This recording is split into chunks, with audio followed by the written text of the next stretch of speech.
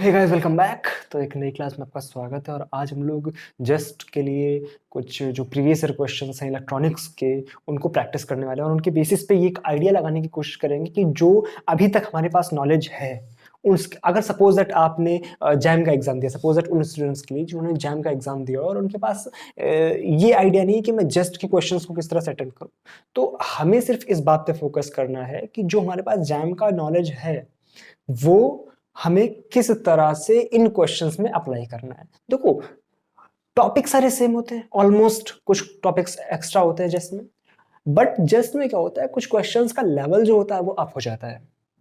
तो कॉन्सेप्ट तो सेम होगा, लेकिन देखेंगे क्या हम उन क्वेश्चंस को अपने सूझ समझ से कर पा रहे हैं या नहीं कर पा रहे हैं। समझ आ रहा है? तो हम लोग इलेक्ट्रॉनिक्स के कुछ क्वेश्चंस का प्रैक्टिस करेंगे और ये समझने का प्रयास करेंगे किस तरह से क्वेश्चंस पूछे जाते हैं और हमें किस तरह से उनको अटेम्प्ट करना है। क्या मेरी बात क्लियर है? तो हम लोग फर्स्ट क्वेश्चन से शुरुआत करेंगे, जो कि हमारा डिजिटल इलेक्ट्रॉनिक्स से है, हमारा गेट से रिलेटेड कुछ सर्किट एक दिया हुआ है और वहां से हम लोग शुरुआत करेंगे। तो क्वेश्चन आपकी स्क्रीन पे आने वाला है। तो फर्स्ट क्वेश्चन आपको कुछ इस तरह से अपनी स्क्रीन पे दिख रहा होगा कि which of the following circuits will act like a 4 input NAND gate. है ना, आपको मतलब निकालना है कि आपको 4 सर्किट दिए हुए इस तरह से A B C D और आपसे बोला गया है कि इनमें से कौन सा सर्किट है जो नैंड गेट की तरह काम करेगा, 4 इनपुट वाला नैंड गेट। तो 4 इनपुट का नैंड गेट का मतलब क्या है? देखो ध्यान से कि हमें जो अच्छा नैंड गेट में क्या होता है, हमें ये पता होना चाहिए कि नैंड गेट में एक्चुअल में क्या होता है। नैंड गेट कुछ इस तरह से होता है, ठीक है। मान लो 4 इनपुट नैंड लगा दिए इसमें नैंड गेट में, ठीक, A B C D, ठीक है। और इधर जो आउटपुट में सॉरी नैंड है ना, इधर जो आउटपुट हमें मिलेगा that will be NAND gate में क्या होता है, सबसे पहले आप सबको मल्टीप्लाई करा दें A B C D और सब पे लगा दें बार। तो अगर आपको ये आउटपुट मिल रहा है that means that will be a NAND gate of 4 input, ठीक है ना। तो अगर हमें ये आउटपुट मिलता है तो करके देखते हैं, सिंपल सी बात करके देखते हैं। देखो मान लो ये A B C D, यहां पर आएगा हमारे पास क्या आ जाएगा, जैसे A B का रिजल्टेंट A B और 0 का आंसर लग जाएगा बार, ठीक है। फिर ये A B यहां से जा रहा है, A B यहां से जा रहा है, तो यहां पे क्या आ जाएगा A B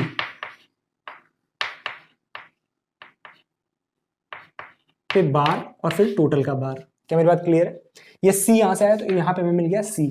इस जगह पे हमें क्या मिलेगा कि अब देखो यहाँ पे ये क्या है, AB बार पूरे पे बार। तो आप जानते हैं कि डी मॉर्गन्स थ्योरम क्या बोलती है कि हमारे पास AB पे बार लगा हुआ है तो उसको हम लिख सकते हैं A बार प्लस B बार, ठीक है ना। तो बेसिक सी में चीजें पता होनी चाहिए। तो अब हम क्या करेंगे, इसको अलग अलग जब इसे करेंगे तो हो जाएगा हमारे पास AB डबल बार हो जाएगा प्लस यहाँ पे हो जाएगा AB डबल बार, यानी हो गया हमारे पास AB प्लस AB, यानी आ गया हमारे पास AB प्लस AB। और आप AB में AB को अगर ऐड करेंगे तो डिजिटल इलेक्ट्रॉनिक्स के अनुसार अगर आप 1 में 1 को ऐड करते हैं तो क्या आता है, 1 0 में 0 को ऐड करते हैं तो क्या आता है 0। इसका मतलब क्या आ जाएगा AB। तो यानी इस जगह पर, कहां पर, इस जगह पर हमें क्या मिल गया AB। और यहाँ पर क्या है हमारे पास, सॉरी यहाँ नहीं, इस जगह पर हमारे पास क्या है AB है ना, और यहाँ पर क्या है C। तो यहाँ पर क्या निकल कर आएगा हमारे पास AB C पे बार। क्या मेरी बात क्लियर है? और जैसे यहाँ पर D आ जाएगा तो क्या हो जाएगा एक्चुअल में, यहाँ बाहर से निकलेगा तो एक्चुअल में आएगा ABC पे बार इंटू D पे बार। क्या मेरी बात क्लियर है? यहाँ तक कोई दिक्कत? अब अगर आप इसको ध्यान से देखें तो आपको नैंड गेट नहीं दिख रहा है, ये आपको नैंड गेट नहीं दिख रहा है। यहाँ तक बात क्लियर? ऑप्शन 2 पे चलो, ऑप्शन 2 को ध्यान से देखो, सोचो सोचो क्या करेंगे, लगाओ दिमाग इसमें।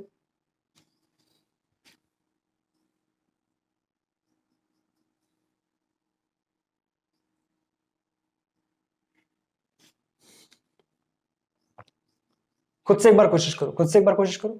किया क्या? अब देखो इधर ABCD, ABCD, यहां पर क्या जाएगा AB बार। करो फटाफट फटाफट करो, यहाँ पे क्या जाएगा C, यहाँ पर बाहर निकलेगा तो AB बार C पे बार, ठीक है। यहाँ आ जाएगा D, बाहर क्या मिलेगा हमें AB बार C पे बार D, ठीक है। और इस, ठीक है, लिख देते और इस टोटल पे बार, इस टोटल पे बार। अगर आप इसको तोड़ेंगे भी तो क्या मिलेगा हमें AB बार प्लस C बार। वैसे तोड़ने की कोई जरूरत नहीं वरना फिर हम यहाँ तक पहुंच नहीं पाएंगे। तो ये एक्चुअल में हमें कुछ इस तरह का तो नहीं दिख रहा है, आप कितनी भी कोशिश कर ली ऐसा नहीं बन सकता। चलो कोई बात नहीं, इधर आ जाओ, यहाँ पर आ जाओ ABCD। ध्यान से समझना, ध्यान से समझना बिल्कुल कि एक्चुअल में हमें जरूरी नहीं कि भाई हम क्या एक बार गेस कर सकते चलो इधर से भी कर ले उधर से भी कर ले, लेकिन हमें हर सर्किट को सॉल्व करना आना चाहिए कि एक्चुअल में यहाँ पे रिजल्टेंट क्या निकलना। हो सकता है सवाल में आपसे ये पूछा ही ना होता, हो सकता है सवाल में आपसे रिजल्टेंट कुछ इस तरह से करके पूछा होता, तो हमें रिजल्टेंट भी करना आना चाहिए कि फटाफट फटाफट हम हाथ चला के देख सके कितनी जल्दी हम इसको कर सकते हैं। तो ये क्या आ जाएगा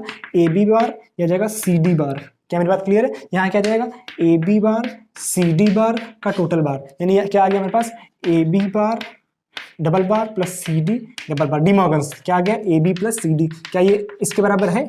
क्या ये इसके बराबर है? नहीं है। मतलब इस पे आ जाओ, मेरे ख्याल से यही आंसर होना है। क्यों? क्योंकि बाकी तीन तो है नहीं, फिर भी करके देख लेते हैं। ए बी सी डी, यहाँ पे आ जाएगा ए बी बार, यहाँ पे क्या आ जाएगा सी डी बार। यहाँ पे देखो ए बी बार दोनों में जा रहा है, यानी बाहर क्या आ जाएगा ए बी बार पे बार। ठीक है, यहाँ क्या आ जाएगा सी डी बार पे बार। इसको सॉल्व करना में आता है, इसको सॉल्व करना में आता है। क्या आ जाएगा A B double bar plus A B double bar. समझ आ रहा है ना? डी मॉर्गन्स दोनों को अलग किया, बीच में ऐड कर दिया, अलग अलग बार कर दिया। क्या आ गया A B plus A B. बात क्लियर? और A B plus A B को हम लोग क्या लिखेंगे ए बी। ये बातें समझ आ रही है कि ऊपर पर मैं सीख रहा हूँ, है ना? ये डी मॉर्गन्स थ्योरम हम लोगों ने अप्लाई करी। फिर ए बी आप ए को ऐड करते हैं तो क्या आता है हमारे पास ए। इसका मतलब क्या ए बी को ऐड करेंगे तो क्या आ जाएगा ए बी। ठीक है, यहाँ पे सेम चीज आ जाएगी। इसका मतलब ये टोटल किसके बराबर आ गया? This quantity is equal to A B, so similarly this quantity will be equal to C D. यानी फाइनली हमें क्या मिलेगा ए बी सी डी पे बार। क्या ये इसके बराबर है? बिल्कुल है। बात समझ आई? मैं क्या किया, हम लोगों को एक्चुअल में बस सर्किट को यहाँ पर हर सर्किट को सॉल्व करके सिर्फ अलग अलग सेपरेट सॉल्व करके देखना था, और फाइनली हमें रिजल्ट मिल जाएगा। अगर आपको बेसिक चीजें पता है, बेसिक चीजों में मतलब डी मॉर्गन्स थ्योरम। ठीक है, जैसे ये डी मॉर्गन्स थ्योरम हो गई। फिर दूसरी बेसिक चीज कि अगर हम ए को जोड़ रहे हैं तो हमें ए मिलता है। अगर हम ए को जोड़ रहे हैं तो क्या क्या मिलता है? ए मिलता है। अगर हम ए जीरो को जोड़ते हैं तो क्या मिलता है हमें? ए मिलता है। अगर हम जीरो जीरो को जोड़ते हैं तो क्या मिलता है हमें? जीरो मिलता है। अगर हम ए को मल्टीप्लाई कराते हैं तो हमें क्या मिलता है? तब भी ए मिलता है। अगर हम ए प्लस ए बार करते हैं तो हमेशा हमें ए मिलेगा। बात समझ आ रही है? तो हमेशा हमें वन मिलेगा। करके देख लो। फॉर एग्जांपल आप ए को जीरो मानो तो ये क्या हो जाएगा प्लस वन, यानी क्या हो जाएगा वन। आप ए को वन मानो तो ये क्या हो जाएगा जीरो, जीरो प्लस वन कितना आएगा वन। हर चीज आप करके देख सकते हो। तो आप बेसिक सी प्रॉपर्टीज आप बिल्कुल याद में रखेंगे, बिल्कुल ठीक है ना। मैं सिर्फ यहाँ पीवाईक्यूज नहीं करा रहा हूँ, मैं यहाँ पे आपका रिविजन कराने की कोशिश कर रहा हूँ कि अगर एक क्वेश्चन आया है तो उसके बेसिस पे हम क्या क्या चीजें अपने दिमाग में रख सकते हैं। बात समझ आ रही है ना? तो अब हमें गेट्स का आइडिया अपने दिमाग में रखना है कि एक्चुअल में हमें गेट्स में क्या क्या चीजें ध्यान रखनी है और किस तरह से हमें सर्किट को सॉल्व करना है। ठीक है, उतारो अगर कोई समस्या है तो। अगला क्वेश्चन आपको आपकी स्क्रीन पे कुछ इस तरह से दिख रहा होगा कि the ratio of maximum to minimum resistance that can be obtain with n 1 ohm resistors is, option A is n, option B n square, option C 1, option D infinity. Question को अप्रोच किस तरह से करना है ये भी मैं समझना बहुत जरूरी है, क्योंकि क्वेश्चन की लैंग्वेज हमें समझना सबसे पहले जरूरी है। देखो ध्यान से, the ratio of maximum to minimum resistance that can be obtained with n 1 ohm resistance, यानी हमारे पास क्या है कि रेसिस्टर दिए हुए n, कितने n रेसिस्टर्स हैं, n रेसिस्टर्स हैं और सारे कितने 1 ओम के, सारे कितने 1 ओम के। तो एक बात हमें ध्यान रखनी है कि अगर मैक्सिमम रेसिस्टेंस कब आता है, जब रेसिस्टर्स हमारे सीरीज में लगे होते हैं। सीरीज में क्या होता है? मैक्सिमम आता है। और मिनिमम कब आता है? जब वो पैरेलल में लगे होते हैं। तो हमारे पास मिनिमम आता है। क्या मेरी बात क्लियर है? यहाँ तक तो बात हमें पता है। अच्छा, यानी n ओम रेसिस्टर्स को अगर हम सीरीज में जोड़ देंगे तो हमारे पास कितना आ जाएगा? मैक्सिमम। और n ओम को अगर हम पैरेलल में जोड़ देंगे तो हमारे पास क्या आ जाएगा? मिनिमम। बात समझ आ रही है? अर्थात सबसे पहले हम क्या करेंगे, इनको हम सीरीज में जोड़ेंगे। तो जब सीरीज में जोड़ेंगे तो हमारे पास जो भी आ जाएगा, मान लो उसको हम रिजल्टेंट R1 लिख रहे हैं, ठीक है ना, नेट निकल कर आएगा, या R मैक्स लिख लो। R मैक्स क्या करेंगे हम, सबको सीरीज में जोड़ेंगे तो 1 + 1 + 1 कहां तक? n टर्म्स तक। जाहिर सी बात है अगर हम 1 को हम n बार जोड़ेंगे, सॉरी 1 ओम थे या, हाँ ठीक है 1 ओम ही है, ठीक है, कुछ गड़बड़ तो नहीं कहा, सब सही है। तो 1 1 1 1 1 n टर्म्स तक हमने जोड़ा तो कितना आ जाएगा? 1 को आप n बार जोड़ेंगे भाई, 1 को 2 बार जोड़ोगे तो 2 आ जाएगा, 1 को 3 बार जोड़ोगे तो 3 आ जाएगा, तो 1 को n बार जोड़ेंगे तो कितना आ जाएगा? n। क्या मेरी बात क्लियर है? दिक्कत है यहाँ तक कोई नहीं? चलो आगे। यानी अब हम आर मिनिमम निकालना है, तो आर मिनिमम निकालने के लिए हम क्या करते हैं, आर मिनिमम निकालने के लिए हमें इनको पैरेलल में जोड़ना पड़ेगा। यानी इसके लिए हम कैलकुलेशन कैसे करेंगे, 1/r minimum is equal to 1/1 plus 1/1 plus 1/1 plus 1 as well n terms, इसमें भी एन टर्म्स, इसमें क्या जाएगा आपका एन टर्म्स। क्या मेरी बात क्लियर है यहाँ तक, कोई दिक्कत? अच्छा, अर्थात इसमें क्या आएगा, देखो ध्यान से फिर से 1 1 1 1 1 कहां तक, एन टर्म्स तक। यानी 1/1 क्या होता है हमारे पास 1, और इसको जब हम जोड़ेंगे कहां तक, एन टर्म्स तक, फिर से क्या आ जाएगा हमारे पास 1, सॉरी एन, फिर से क्या आ जाएगा हमारे पास एन। लेकिन ये 1/r मिनिमम है, तो हमें निकालना क्या है, r मिनिमम। तो r मिनिमम हमारे पास क्या आ जाएगा 1/n। आपको दिख रहा है, जस्ट सेकंड में चेक कर लूं।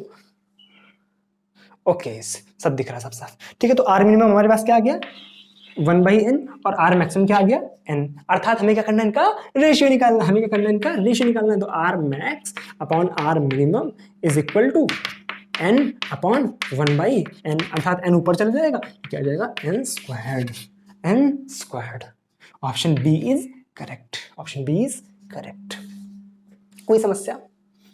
तो मगज में एक बात क्या रखनी है हमें कि रेसिस्टर्स के कॉम्बिनेशन के बारे में हमें थोड़ा सा आइडिया रखना है, रेसिस्टर्स के कॉम्बिनेशन के बारे में हमें थोड़ा सा आइडिया रखना है। तो हमें कुछ मोटी मोटी चीजें याद रख के चलनी है। जैसे मान लो कोई इस तरह का सर्किट दिया हो, जस्ट सेकंड में थोड़ी सी जगह बनाता हूं, फिर आपको कुछ बातें इंपॉर्टेंट बतानी है जहां से क्वेश्चन पूछे जाने की प्रोबेबिलिटी काफी ज्यादा होती है। जस्ट सेकंड, वो ध्यान से मेरी बात सुनना। मान लो हमें कोई इस तरह का कॉम्बिनेशन दिया हुआ है, ठीक है। मान लो ये पॉइंट ए है, ये पॉइंट बी है, और इसको मैंने इस तरह से कर दिया, इस तरह का अक्सर दे सकता है इस तरह का कॉम्बिनेशन। अगर इस तरह का कोई कॉम्बिनेशन दिया हो तो आपको ध्यान क्या रखना है, एक्चुअल में ये पॉइंट ए है, यानी अब ध्यान से देखना, ये पॉइंट अगर ए है तो यहां से यहाँ तक ये सब ए है, ये पॉइंट ए है। अब ध्यान से देखो, ये वाला पॉइंट कनेक्ट हुआ है जाकर के बिना किसी रेसिस्टर के इस पॉइंट पर। इसका मतलब क्या है, यहाँ पे जो पोटेंशियल होगा वही पोटेंशियल यहाँ पर होगा। बात समझ आ रही? क्यों? क्योंकि यहाँ पे प्लेन वायर लगा हुआ है, बिल्कुल प्लेन वायर, यानी ये दोनों आपस में जुड़े हुए हैं, ठीक है। तो अगर ये पॉइंट पे पोटेंशियल सेम है, तो इसको अगर ए मान रहे तो ये भी आपका क्या है, ए है। सिमिलरली अगर ये पॉइंट बी है, ये पॉइंट बी है, अगर ध्यान से देखो ये कहाँ कनेक्टेड है, यहाँ पर, तो ये पॉइंट पे कितना है आपका बी। अब अगर आप बहुत ध्यान से बारीकी से देखो तो ये रेसिस्टर किसके बीच में लगा हुआ है, ए और बी के बीच में। मान लो ये पॉइंट ए है, ये पॉइंट बी है, तो ये रेसिस्टर किसके बीच में लगा हुआ है, ए और बी के बीच में, ठीक है। ये वाला रेसिस्टर मान लो ये तीनों आर थे, आपसे आर नेट पूछा गया, रिजल्टेंट पूछा गया ए और बी के बीच में, ठीक है। तो ये वाला रेसिस्टर देखो ए और बी के बीच में, यानी फिर से ए और बी के बीच में एक और रेसिस्टर लगा हुआ है। तीसरे पर आ जाओ, क्या तीसरा भी ए और बी के बीच में लगा हुआ है, तीसरा बी और बी के बीच में लगा हुआ है। अर्थात आर आर आर ये तीनों आपको काहे में दिख रहे हैं, पैरेलल में। और अगर पैरेलल में होते हैं तो उनका रिजल्टेंट क्या आ जाएगा, 1/r is equal to 1/r net is equal to 1/r plus 1/r plus 1/r, यानी क्या आ गया 3/r, यानी r नेट क्या आ गया हमारे पास r/3। सिंपल, कभी बन सकता है इस तरह का सवाल, ठीक है। मान लो इसी में आपको दूसरा इस तरह का कॉम्बिनेशन दिया हुआ है,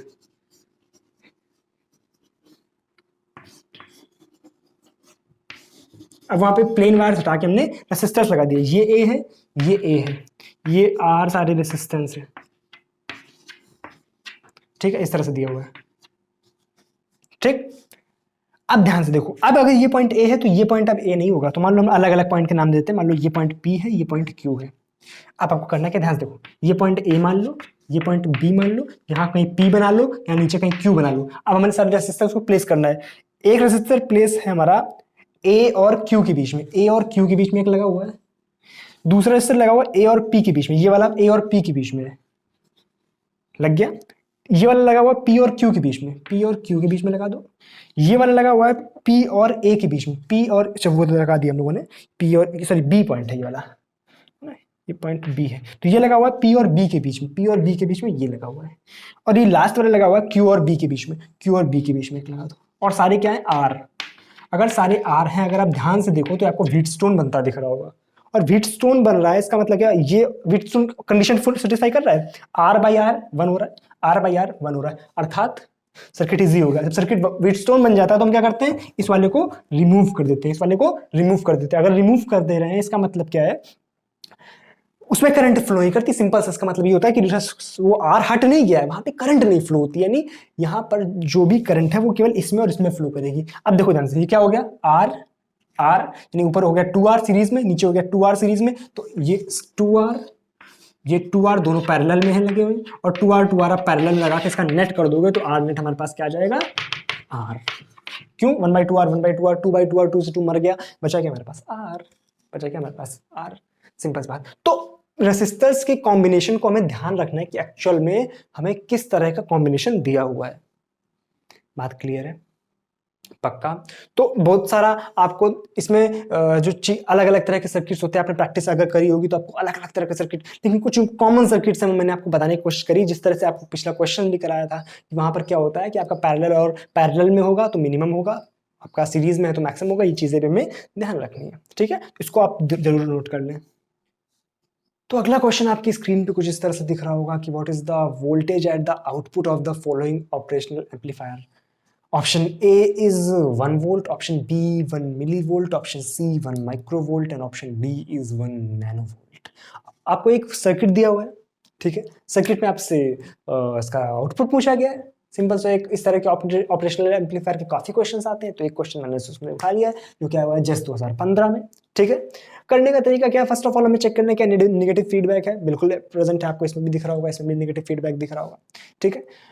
तो करते कि अगर नेगेटिव फीडबैक होता है तो हम इसको वर्चुअली ग्राउंडेड करते हैं। आपने सीखा होगा वर्चुअल ग्राउंड कॉन्सेप्ट, नहीं सीखा है थोड़ा सा ध्यान रखना है कि अगर नेगेटिव फीडबैक दिया हुआ है तो आपको यहाँ का पोटेंशियल और यहाँ का पोटेंशियल आपस में बराबर कर देना। तो यहाँ ये ग्राउंड से कनेक्टेड है, यानी यहाँ पे 0 वोल्ट है, यहाँ पर भी क्या होगा 0 वोल्ट। आपको इनपुट करंट दी गई है 1 नैनो एम्पियर, ठीक है, ध्यान रखना है 1 नैनो एम्पियर दिया हुआ है। तो आपका, क्योंकि अगर आप नैनो एम्पियर ध्यान नहीं देंगे, मिली माइक्रो कुछ इस तरह से ध्यान, मतलब सपोज दैट हाइपोथेटिकली आपने जल्दबाजी में नैनो की जगह मिली या कुछ देख लिया, तो आप यहाँ से क्वेश्चन आपका आंसर तो आ जाएगा 1, लेकिन आप ऑप्शन गलत कर देंगे, ठीक है ना। तो ध्यान रखना है आपको 1 नैनो एम्पियर दिया हुआ है, ठीक है। तो हमें करना क्या होता है, फर्स्ट ऑफ ऑल इस पॉइंट पे नोड एनालिसिस करेंगे, यानी केसीएल लगाएंगे, यानी किरचॉफ करंट लॉ लगाएंगे। तो एक्चुअल में क्या हो जाएगा, यहाँ पर यहाँ से आने वाली करंट कितनी है, यहाँ से आने वाली करंट है -1 नैनो एम्पियर। माइनस क्यों, क्योंकि हमने इधर की तरफ करंट पाना इस तरह से गई है, और +0 यहाँ पर आप वोल्टेज मान ले V1,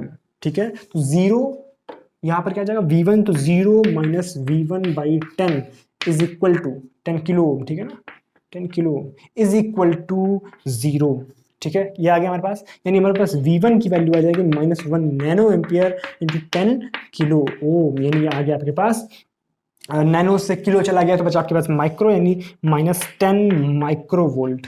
यहाँ पर वोल्टेज कितना है -10 माइक्रो वोल्ट, यानी यहाँ पर भी देखो ये नेगेटिव फीडबैक अवेलेबल है, यानी यहाँ पर भी क्या हो जाएगा V1 -10 माइक्रो वोल्ट। अगेन आप यहाँ पर इस वाले पॉइंट पर आप केसीएल लगा दीजिए।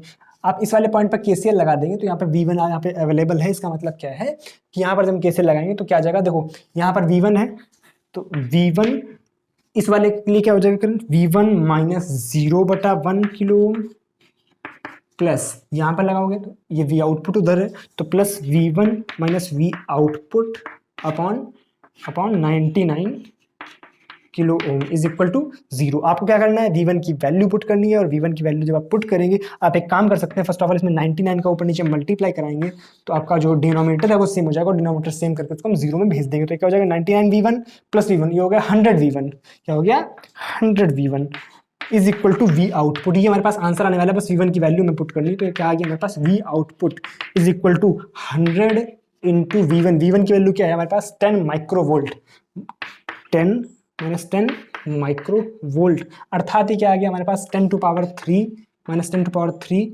माइक्रो वोल्ट, अर्थात माइक्रो को जब 10 टू पावर 3 से हटा देंगे तो क्या बचेगा हमारे पास 1 मिली वोल्ट। तो आपका आंसर कौन सा करेक्ट है, 1 मिली वोल्ट का। क्या मेरी बात क्लियर है? तो इस तरह के क्वेश्चंस हमें ध्यान रखने हैं कि जब भी ओपैम्प पे क्वेश्चन आ रहा है तो हमें ध्यान रखना है कि अगर नेगेटिव फीडबैक दिया हुआ है, आइडियल ओपैम्प है, तो वहां पर हम वर्चुअल ग्राउंड कॉन्सेप्ट लगा सकते हैं। वर्चुअल ग्राउंड से हम उसको इन दोनों के बीच का जो वोल्टेज है उसको हम सेम कर देते हैं, और फिर यहाँ पे हम नोड एनालिसिस करते हैं। सेम प्रोसीजर हम अगर दूसरा हमें यहाँ पे दिया हुआ है तो वहाँ पे भी सेम प्रोसीजर करेंगे, वर्चुअल ग्राउंड से यहाँ पर इसको बराबर कर देंगे, और दोबारा हम यहाँ पे नोड एनालिसिस करेंगे, तब हमें यहाँ पे आउटपुट मिल जाएगा। सिंगल हमारे पास दिया हुआ है तो उसमें तो बहुत ईजी हो जाता है। ठीक है। तो इस तरह के क्वेश्चंस को भी आपको ध्यान रखना है कि ओपैम्प में हमें किस तरह से अप्रोच करनी है। ठीक है, आई होप बात समझ आ गई होगी। अगर कोई कंफ्यूजन है तो नीचे कमेंट सेक्शन आपके लिए खुला हुआ है, हमेशा कमेंट सेक्शन के दरवाजे आपके लिए खुले हुए हैं, आप बेझिझक जाइए, अपना कमेंट कीजिए। ठीक है, मैं कोशिश करूंगा आपको संतुष्टजनक आंसर मिल सके। ठीक है ना, चलो उतारो।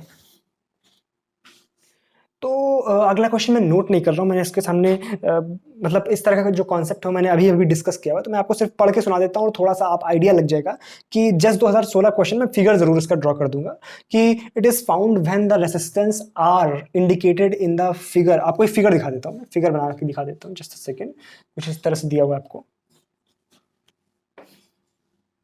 ठीक है, ये है। अभी मैंने इस तरह का कॉन्सेप्ट आपको समझाया था कि क्या एक्चुअल में हमें इसमें करना है। अगर हमें थोड़ा सा समझ है इस चीज की तो हम बिना पेन चलाए भी इसका आंसर दे सकते हैं। ऐसा नहीं लगता कि मैं बच्चा टांगे हुए हूं? कोई बात नहीं।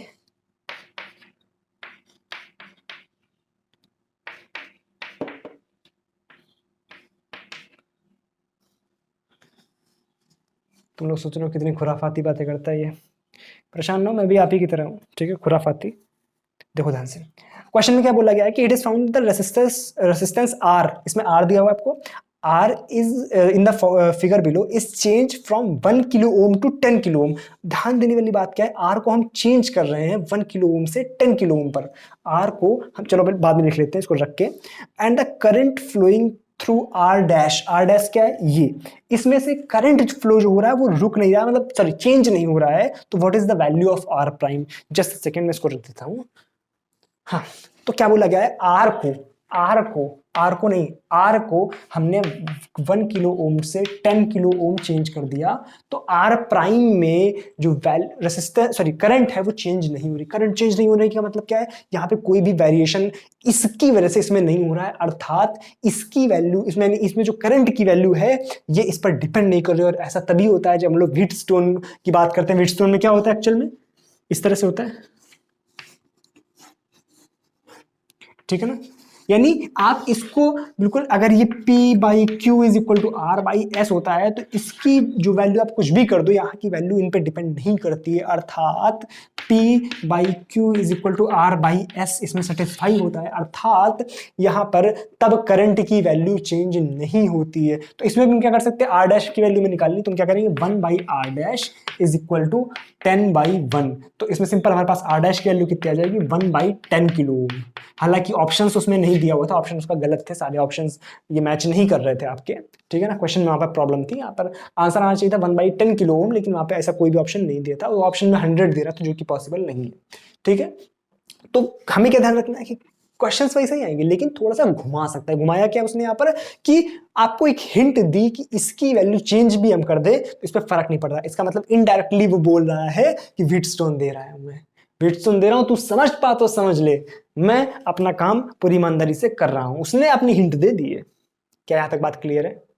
क्या क्वेश्चन समझ आइए? जस्ट 2016 का है, कहां का, जस्ट 2016, मेरे ख्याल से मैंने सही बोला हुआ है। जस्ट सेकंड में चेक कर लेता हूँ, हाँ जस्ट 2016। क्या बात समझ आई? कोई प्रॉब्लम नहीं होनी चाहिए मेरे ख्याल से, बिल्कुल बेसिक सी बात थी। ठीक है, अब बढ़ते हैं अगले क्वेश्चन की तरफ। अगला क्वेश्चन पे बात करते हैं। अगला क्वेश्चन भी जस्ट 2016 का मैं पढ़ के सुनाता हूँ, ये सामने मेरे सामने स्क्रीन पे रखा हुआ क्वेश्चन। तो क्वेश्चन आपसे बोल रहा है, a transistor in common base configuration has a ratio of collector current to emitter current is beta, यानी collector current to emitter current is beta. ये आपको दिया गया बीटा। ध्यान देना, जो दे रहा है उसी पे हम लोग यूज करेंगे, ये नहीं कि अपनी कुछ भी यूज कर रहे हैं। ठीक है, और आपसे बोल रहा है कि the ratio of collector to base current is alpha. याद करो, जब भी हम लोग कॉमन एमिटर कॉन्फ़िगरेशन की बात करते हैं तो इसका जो रेशियो होता है वो बीटा होता है और इसका रेशियो अल्फा होता है, बट यहाँ पे उन्होंने उल्टा दिया हुआ है। आपसे बोल रहे हैं विच of the following relation is true, यानी अल्फा बीटा में सिंपल सा एक रिलेशन हमें निकालना है। तो हम एक बात जानते हैं कि ये बात तो सब में ट्रू होती है कि I is equal to I B plus I C, I is equal to I B plus I C, ये बात हमें पता है। अच्छा भाई, ठीक भाई, कोई दिक्कत नहीं भाई। तीनों दोनों में आईसी का आप डिवाइड करा दो, क्या करा दो, आईसी से डिवाइड करा दो। जब आईसी से हम डिवाइड करा देंगे तो ये हो गया 1 हमारे पास, आई ई बाई आई सी क्या हो जाएगा, उसको पलट देंगे तो हो जाएगा 1 by beta. Is equal to I B by I C, I B by C इसको पलट देंगे तो जाएगा 1 by alpha is equal to sorry +1 और ऑप्शंस में आपसे कुछ बीटा इज इक्वल टू पूछा गया, यानी बीटा इज इक्वल टू का मतलब क्या है, हमें इस तरफ बीटा अकेला रखना है, तो हम इसको सॉल्व कर लेंगे तो क्या जाएगा 1 प्लस अल्फा बाई अल्फा, तो अब इसको पलट देंगे तो बीटा की वैल्यू क्या हो जाएगी अल्फा अपॉन 1 प्लस अल्फा। ये ऑप्शन इसका करेक्ट होगा, ऑप्शन इसका करेक्ट होगा। ये कहां से था 2016 से, जस्ट 2016। क्या बात क्लियर है? सिंपल से क्वेश्चन। अगले क्वेश्चन पढ़ते हैं, जस्ट 2017 का है, कहां का है जस्ट 2017। क्वेश्चन कुछ इस तरह से दिया हुआ, मैं थोड़ा जल्दी से भागने की कोशिश कर रहा हूं, कुछ और क्वेश्चंस में जल्दी जल्दी करा दूं, ठीक है। एक आपको फिगर दिया हुआ है, एक आपको फिगर दिया हुआ है, एक आपको फिगर दिया हुआ है सिंपल, ठीक है। ये ग्राउंडेड, ये ग्राउंडेड, ये ग्राउंडेड, और यहाँ पे आपको करंट दे रहा है, यहाँ पे करंट सिंबल दिया हुआ है, और ये आपका दिया हुआ है R1 R2 और आपका डायोड दिया हुआ है, ठीक है। आपसे बोल रहा है कंसीडर द सर्किट शोन, आपको सर्किट दिया हुआ है, इसमें आपसे बोल रहा है R1 की वैल्यू 2.07 है, किसकी R1 की वैल्यू 2.07 किलो ओम, और R2 की वैल्यू दे रहा है 1.93 किलो ओम, इसकी वैल्यू दे रहा है 1.93 किलो ओम। बात क्लियर? आपसे बोला current source I delivers 10 milli ampere current, ये I कितने दे रहा है 10 मिली एम्पियर। आपसे बोला potential across the diode is 0.7, यहाँ पे 0.7 का आपका ड्रॉप होता है, और आपसे बोल रहा है कि बताओ पोटेंशियल एट ए पॉइंट यहाँ पर है, ए पॉइंट यहाँ पर है, यहाँ से पे आपको पोटेंशियल पूछा गया। सिंपल सी बात इतनी पूछी गई, तो आपको करना क्या है, सिंपल सी बात, यहाँ पर सर्किट को थोड़ा सा आसान कर देते हैं। आसान किस तरह से करते हैं, यहाँ पे आप ये हटाओ, यहाँ पे आप ऐसे समझ लो कि यहाँ पे एक बैटरी लगी हुई है 0.7 वोल्ट की।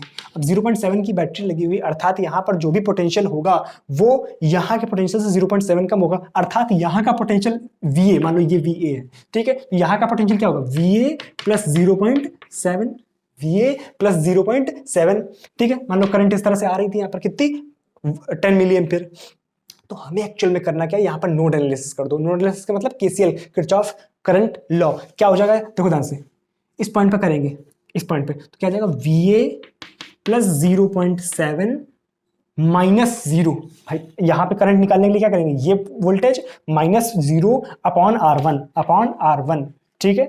फिर इधर साइड आ जाओ, यहाँ पे करंट क्या होगा प्लस VA, भाई इसको हमने सेम मान, भाई देखो जो करंट यहाँ होगी वही तो यहाँ आएगी, क्योंकि बैटरी में कोई ड्रॉप तो होता है, मतलब बैटरी से मेरा मतलब क्या है, यहाँ पे कोई रेसिस्टर तो लगा नहीं हुआ है, बात समझ रहे ध्यान से, यहाँ पर कोई रेसिस्टर तो लगा नहीं, तो इस तरह से यहाँ की करंट को हम कंसीडर करेंगे। करंट क्या होगी यहाँ पर, देखो ध्यान से, VA minus 0 by R2 plus VA minus 0 by R2, correct है। और यहाँ की करंट क्या है 10 मिली एम्पियर, तो वो इस तरफ आ रही, तो हम मान लेंगे कि इस तरफ, उसका साइन अपोजिट कर देंगे, माइनस 10 मिली एम्पियर। इसको आप सॉल्व कर लो, इसको आप सॉल्व कर लो, क्योंकि हमें R1 R2 की वैल्यूज पता है, VA की वैल्यू यहाँ से आ जाएगी, VA की वैल्यू यहाँ से आ जाएगी, और वही आंसर है आपको। A पॉइंट, एक सेकेंड ये बंद हो गया है आपका, इसमें जो आंसर आएगा दैट विल बी 9.65, VA निकालना था ना आपको, हाँ VA क्या आ जाएगा आपका 9.65 मिली, सॉरी वोल्ट में आ रहा है मेरे ख्याल से ऑप्शन, हाँ वोल्ट में। सिंपल से काम ये करना था, हमें क्या करना है कि जब भी इस तरह के क्वेश्चंस हो तो डायोड को हमें रिप्लेस कर देना बैटरी से, तो उसको समझना हमें थोड़ा सा आसान लगता है, क्यों, क्योंकि हमें बैटरी और रेजिस्टेंस के सर्किट जो है बड़े पसंद आते हैं, तो अगर वो सर्किट पसंद आते हैं तो हम इनको बहुत आसानी से सॉल्व कर सकते हैं। मेरे ख्याल से मैंने सही लिखा हुआ है, राइट, सब सही है। बात क्लियर है यहाँ तक, कोई दिक्कत? उन्होंने जो आपका सॉल्यूशन दिया है, उन्होंने क्या किया है यहाँ पे कि जो करंट्स को, मतलब यहाँ पे उन्होंने किरचॉफ वोल्टेज लॉ लगाया हुआ, मैंने क्या किया हुआ यहाँ पे किरचॉफ करंट लॉ लगा दिया। करंट लॉ लगाने से मुझे थोड़ा आसानी रहती है, ठीक है ना। उन्होंने लूप घुमाया हुआ है, मैंने लूप कुछ नहीं घुमाया, मैंने सीधे यहाँ पर नोड एनालिसिस कर दिया और उससे सीधे VA की वैल्यू आपकी मिल जाएगी। क्या यहाँ तक बात क्लियर है? अब आप खुद देखो कि क्या क्वेश्चंस का लेवल बहुत टफ है? नहीं, बहुत टफ नहीं है, लेकिन कॉन्सेप्चुअल क्वेश्चंस, अच्छे क्वेश्चंस आते हैं। ये नहीं कि बहुत लुल्लू पुल्लू क्वेश्चंस आ रहे हैं, नहीं, हमें सॉल्व करना पड़ेगा, हमें समझना पड़ेगा, हमें नॉलेज होगा तब हम कर पाएंगे, अच्छा नॉलेज होगा तब कर पाएंगे। और जैम के लेवल से, मतलब जैम के जो टॉपिक्स हैं उनसे बहुत अलग नहीं। कुछ क्वेश्चन जो मैं, देखो इस सेशन में मैंने वही क्वेश्चन चुने हुए जो जैम के टॉपिक से मैच करते हैं। क्यों? क्योंकि आप अभी जैम की प्रिपरेशन, जो बच्चे जैम की प्रिपरेशन करके आए हुए उनको भी बेनिफिट हो, उनको ये ना लगे कि हम लोग कहाँ पहुंच गए हैं। ठीक है ना। तो हमने बहुत ज्यादा टफ, मतलब बहुत ज्यादा अलग सर्किट्स को उठाने की कोशिश नहीं करी, अलग क्वेश्चंस को उठाने की कोशिश नहीं की। तो हमें क्या ध्यान रखना है कि हमें उन क्वेश्चंस पे बहुत ज्यादा फोकस करना है जो जैम के टॉपिक से मैच करते हैं। ठीक है, 70 to 75% आपका सेम सिलेबस होता है, तो यार हमें तो नंबर उतने में ही हम ले आएंगे ना, बाकी तो हमें देखने की भी जरूरत नहीं पड़ेगी। तो हमें अपने कॉन्सेप्ट्स को बहुत स्ट्रांग बना के चलना है। जो हमें आता है, जो, हाँ ये हमेशा ध्यान रखना, जो आता है, जो आता है फोकस उसी पे करना है, फोकस हमेशा उसी पे रखना है जो हमें आता है। अभी ये परमानेंट का रूल नहीं है, ये रूल है एग्जाम का, एग्जाम रूल, एग्जाम रूल। ये मत समझ लेना कि जो आता है वही जिंदगी भर उसी को रिपीट करते हैं, नहीं। वो एक वो कहानी थी कि वो जाते हैं एक बैल को लेकर के, वो खेत जोतना होता है, तो वो एक कूड़े में कूड़ उसी में घुमाता रहता है। वो जो खेत जोतना होता है वो एक जगह नाली खोद देता है पूरी, और वो पूरा पूरा आज बड़ा सा नाला बना देता है। ऐसा नहीं करना है, हमें एग्जाम टाइम पे जो आता है उसी पे फोकस करना है, बस ये हमारी रणनीति होगी। अगर ये रणनीति होगी तो हम किसी भी एग्जाम को क्रैक कर सकते हैं। बात क्लियर है तक? तो आई होप सेशन में बातें समझ आई होंगी आपको। कोई कंफ्यूजन, कोई डाउट, कोई समस्या, कोई परेशानी जो भी हो, आप नीचे कमेंट सेक्शन में लिख सकते हैं। You are free to do anything. और अब मिलेंगे अगली क्लास में, तब तक अपना ख्याल रखो और पढ़ाई वढ़ाई करो। कोई प्रॉब्लम हो तो बताते रहना, ठीक है? चलो बाय बाय।